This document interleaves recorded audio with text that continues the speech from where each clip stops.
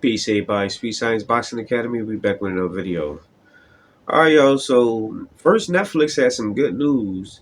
Reported that first over 60 million people viewed the Jake Paul Mike Tyson fight, and then it was reported that it was close to 100 million people viewed the fight later on.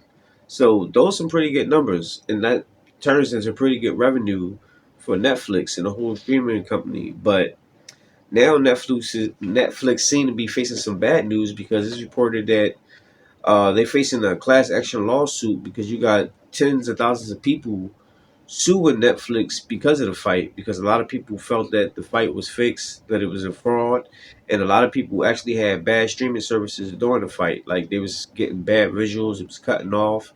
Like a lot of people were saying that uh, they've watched like the first one or two rounds and three rounds and they cut off. And I remember like the day after the fight, I was hearing people talking about it, but I didn't know what they was talking about. But this seemed like what they was talking about. They said that the actual fight cut off, like the service, which I didn't have a problem with myself because I actually called the fight live. I did a live commentary for the main event and the co-main, so I was fortunate for that. But you got tens of thousands of people saying otherwise.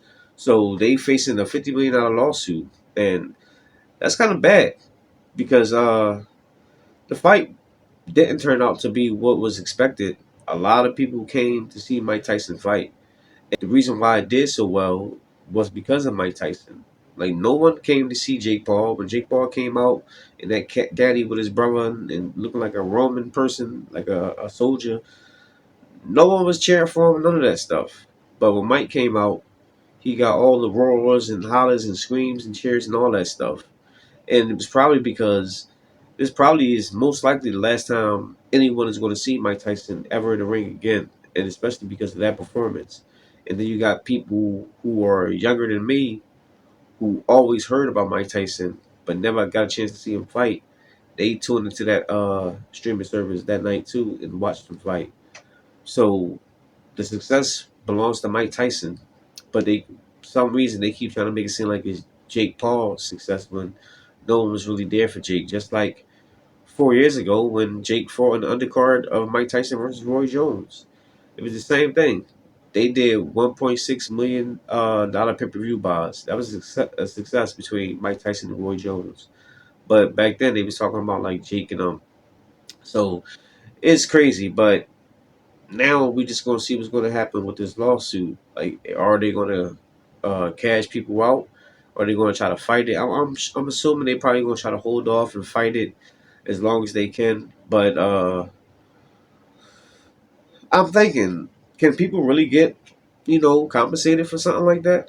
I'm not 100% sure about that. I'm no lawyer, so I'm not even gonna pretend like I know. But I know people feel slighted because of the fact that the fight didn't live up to the expectation. And a lot of people believe that the fight was rigged to go that way. So that's why people feel, entitled to, you know, file a lawsuit. So it is what it is. But that's all I got for now, guys. Let me know what y'all think. Drop y'all comments down below. Make sure you hit the like, subscribe, hit the bell. I'll see y'all next one. Peace.